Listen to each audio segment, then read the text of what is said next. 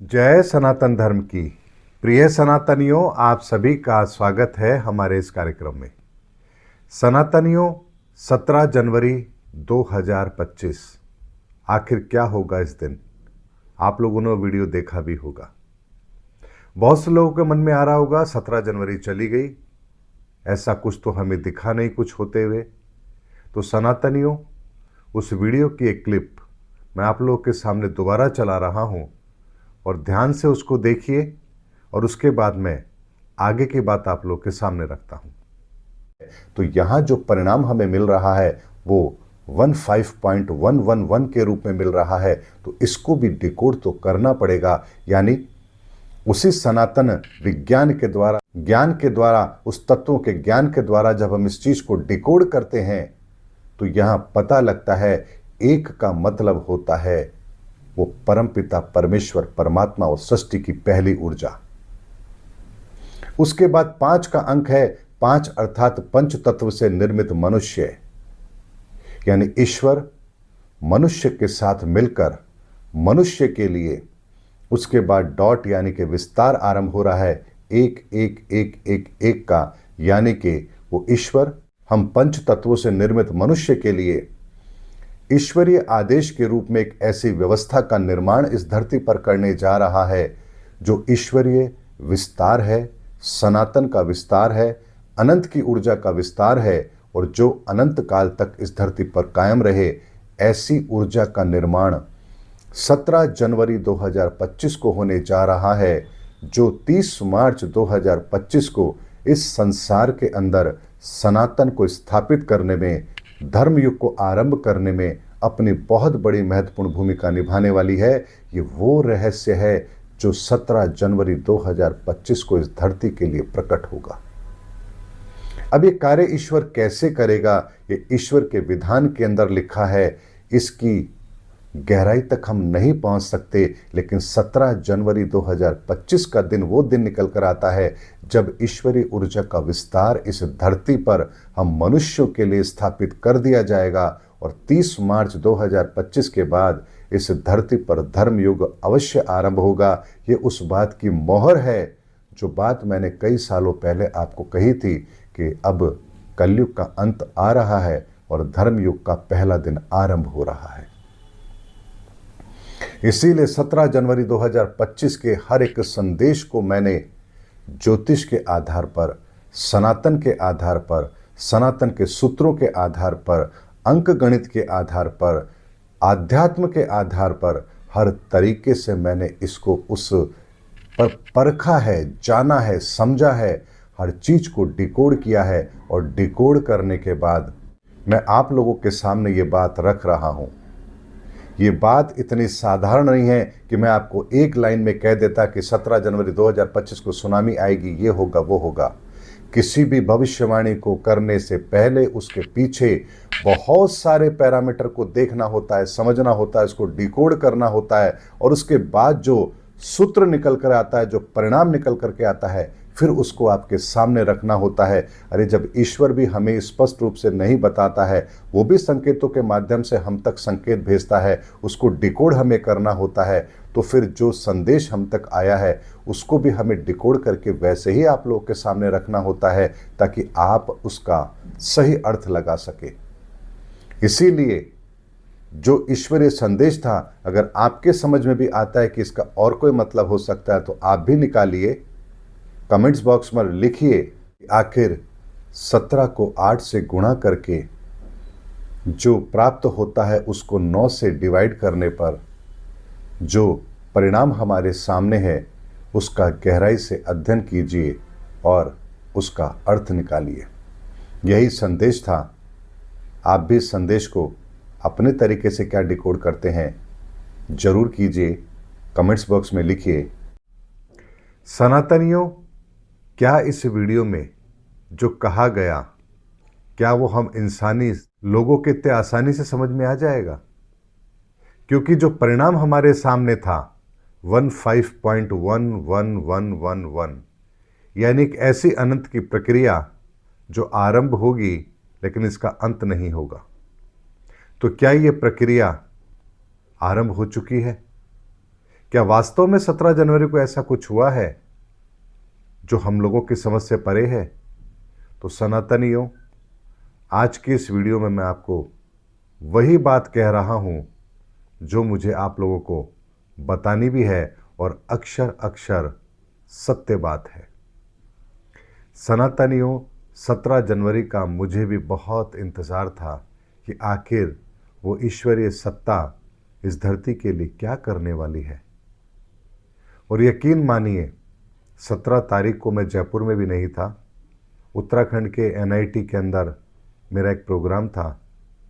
वहाँ से मैं 17 तारीख की रात को जयपुर पहुँचा। 2 दिन की यात्रा थी, थकान भी बहुत थी। ऐसे में 17 तारीख को तो कब सोया कब सुबह हुई पता ही नहीं लगा। लेकिन 18 तारीख की रात को एक जो दिव्य अनुभव मुझे हुआ, ऐसा दिव्य अनुभव कि मैं जिसकी शब्दों में कोई व्याख्या कर ही नहीं सकता। उस अनुभव के लिए मेरे पास कोई शब्द है ही नहीं।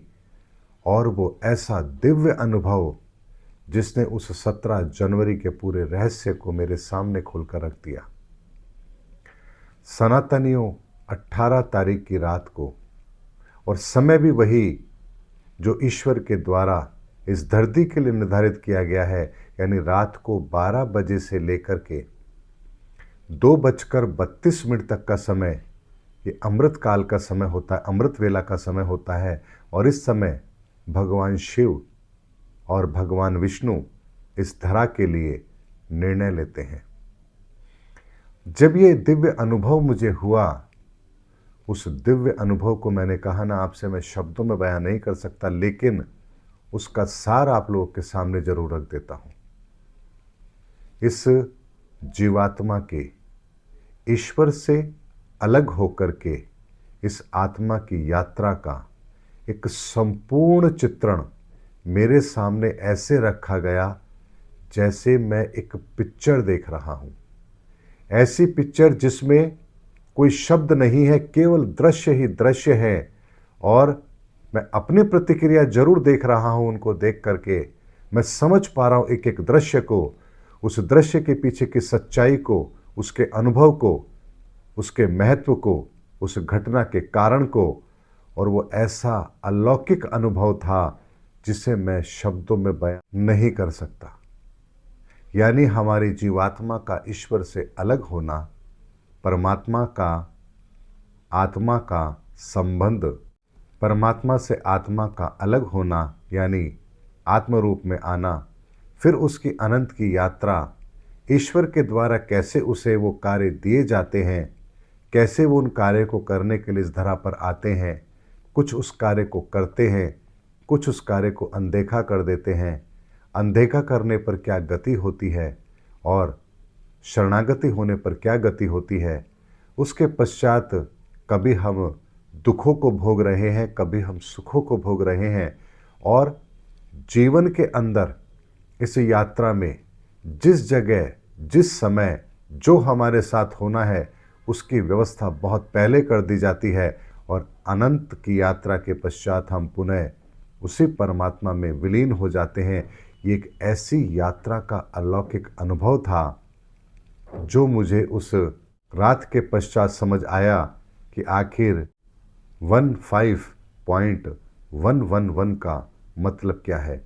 यानी परमात्मा से अलग होकर के आत्मा के रूप में निर्माण होना और उसके बाद आत्मा के द्वारा ही एक अनंत की यात्रा करना और पुनः उसके अंदर मिल जाना, उसी एक में मिल जाना। ये जो कोड था, इसका जो मैंने चित्रण देखा, मैं फिर आपसे कह रहा हूं कि मैं इसकी शब्दों में व्याख्या कर ही नहीं सकता। मेरे जीवन का सबसे अलौकिक ऐसा दृश्य है जिसकी मैं क्या व्याख्या करूं, कोई शब्द ही नहीं है। क्योंकि वो जो कुछ भी मैंने देखा वो ऐसे था जैसे मेरे सामने एक पिक्चर चला दी गई है और उस पिक्चर को मैं देख रहा हूं और उस पिक्चर में मैं इन्वॉल्व भी हूं और उस हर चीज को मैं महसूस कर रहा हूं। और मैं ये भी महसूस कर रहा हूं कि मैं अपने घर के अंदर अपने पलंग पर लेटा हुआ हूं। और ये सब कुछ जब मैंने देखा, मैं इतना आनंदित हुआ, मुझे लगा मैं तुरंत उठ करके ध्यान में बैठ जाऊं। और यकीन मानिए, जैसे ही मैंने मेरी आंख खोली, और मोबाइल को देखा, उस मोबाइल में जो समय था वो 2:32 था। जैसे ही 2:32 का समय मैंने अपने मोबाइल में देखा, मैं 1 सेकंड में समझ गया कि अमृत वेला का वो क्षण है जब भगवान विष्णु और भगवान शिव इस धरा के लिए निर्णय लेते हैं। और ये बात मेरे बहुत से दर्शक जानते हैं। 2:32 का समय मैंने सनातन दीक्षा जिन लोगों ने ली है उन सबको बताया है, बहुत पहले से बताता आ रहा हूँ कि 2:32 रात्रि का समय अमृत वेला का वो समय है जिस समय इस धरती के लिए भगवान शिव अमृत की वर्षा करते हैं। ऐसे में 17 जनवरी से जो एक दिव्य अलौकिक यात्रा हम मनुष्य के लिए आरंभ कर दी गई है, उसका आनंद हम आने वाले समय में लेंगे। युग परिवर्तन का वो सुनहरा दृश्य मैंने जो अपनी आंखों से देखा है, उसको देखने के पश्चात एक बात निश्चित तौर पर मेरे समझ में आ गई है कि इस संसार में जो कुछ भी घटना घटित होगी उसका निर्धारण ईश्वर के द्वारा बहुत पहले कर दिया जाता है। बस हम तो समय आने पर उस स्थल पर, उस स्थान पर मौजूद होते हैं, क्योंकि ईश्वर के द्वारा हमें उस स्थान पर पहुंचने का निर्देश होता है। हम कैसे पहुंचते हैं, किस तरह से पहुंचते हैं, ये हमारी समझ से बाहर की बात है। लेकिन हर अच्छी घटना और हर बुरी घटना के लिए हम उस स्थान पर मौजूद हों, ये प्रक्रिया बहुत पहले ईश्वर के द्वारा निर्धारित कर दी जाती है। इसीलिए युग परिवर्तन का ये जो समय है, कब कौन सी घटना इस धरती के लिए होगी, ये बहुत पहले ही ईश्वर के द्वारा निर्धारित कर दी गई है। बस समय आने पर एक एक घटना घटती जाएगी और हमें पता चलता जाएगा। सनातनियों, ईश्वर की इस बनाई हुई लीला को, इस सृष्टि को, उसकी इस सनातन की पद्धति को, सनातन के सिद्धांत को यदि आप समझना चाहोगे तो आपको वो पता लगेगा जिसको जान लेने के पश्चात कुछ और जानना शेष ही नहीं है। और इस अनुभव के बाद मैं स्वयं अपने अंदर एक इतना बड़ा परिवर्तन महसूस कर रहा हूँ। जहाँ पहले मैं कुंडली देखता था तो शायद मुझे 1 से 2 मिनट लगते होंगे उस कैलकुलेशन को समझने में, लेकिन 18 तारीख के उस दिन के बाद से जैसे ही कुंडली मेरे सामने आती है, ऐसे लगता है जैसे उस व्यक्ति का पूरा चित्रण मेरे आंखों के सामने है कि व्यक्ति किन कठिनाइयों में है, किन परिस्थितियों में है, क्या इसकी उन्नति का मार्ग है और क्या इसे करना चाहिए। ये परिवर्तन जो मैंने महसूस किया है, ये कोई और नहीं कर सकता। इसीलिए सनातनियों, ईश्वर की बनाई हुई इस लीला को समझ पाना हर किसी के बस की बात नहीं है। और मेरा यकीन है केवल 18 तारीख की इस रात को जो कुछ मैंने देखा है वो केवल मेरे साथ ही घटित नहीं हुआ होगा। आप दर्शकों में से भी बहुत सारे ऐसे दर्शक होंगे जिन्हें भी 17 तारीख के बाद अगले 1-2 दिन के अंदर ऐसे दिव्य अनुभव जरूर हुए होंगे जो उन्होंने पहले कभी अनुभव किए ही नहीं होंगे। अगर आपने भी ऐसे अनुभव को महसूस किया है तो कमेंट्स बॉक्स में ज़रूर लिखिए। मुझे इतना यकीन है कि आप में से बहुत से ऐसी दिव्य आत्माएं होंगी जिन्होंने भी ये अनुभव जरूर किया होगा। उनका अनुभव उनके जीवन से जुड़ा होगा, मेरा अनुभव मेरे जीवन से जुड़ा हुआ था, लेकिन दिव्य अनुभव हुए बहुत लोगों को होंगे। और सनातनियों, एक बात मैं आपके सामने और रखता हूँ, ईश्वर ने इस धरती पर जो भी बनाया है उसके पीछे ईश्वर का जो विज्ञान है उसको समझ पाना हम मनुष्यों के बस की बात नहीं है। एक छोटी सी बात मैं आपके सामने रखता हूँ। आप कभी अपने दोनों हाथों को फैलाइए। हमारी सबसे लंबी उंगली ये वाली होती है। इस उंगली से लेकर इस उंगली तक दोनों हाथों को आप फैलाइए और दोनों हाथों को फैलाने के बाद में जितनी दूरी ये बनती है इसको नाप लीजिए। आपकी हाइट उतनी ही होगी, यानी आपकी हाइट और आपके दोनों हाथों के बीच की दूरी में 1 सेंटीमीटर का भी फर्क नहीं होगा। तो क्या हम मनुष्यों के निर्माण में अगर ईश्वर इतनी बारीकी से काम कर रहा है तो सोचिए इस धरती को बनाने के लिए उसने किस मैकेनिज्म का इस्तेमाल किया होगा। इसीलिए सदैव अपने आप को ईश्वरीय कार्य के लिए तैयार कीजिए। इस जीवात्मा की यात्रा ईश्वर के द्वारा अगर निर्देशित हो तो इससे बड़ा, इससे बेहतर कुछ और हो नहीं सकता। इसीलिए धर्म युग के अंदर जो 17 जनवरी का मैसेज है, उसका अगर हम सार निकालें तो वो ये निकल कर आता है कि हम सबको धर्म युग के अंदर प्रवेश करना है और धर्म युग के अंदर हमारी जीवन की डोर ईश्वर के हाथों में होगी, ईश्वर के द्वारा नियंत्रित होगी और इस पर विश्वास करके हमें धर्म युग के अंदर ईश्वर के बताए मार्ग पर चलना है। यानी ये संसार सुखी हो, संपन्न हो, निरोगी हो और कष्टों से रहित हो, ऐसे संसार की कल्पना, ऐसे संसार की रूपरेखा अब 30 मार्च 2025 के बाद धीरे धीरे बनना आरंभ हो जाएगी। ये वो ईश्वरीय संदेश, ये वो ईश्वरीय संकेत है जो मैंने महसूस किया है और मैंने शब्दों के माध्यम से आपके सामने रखने की कोशिश की है।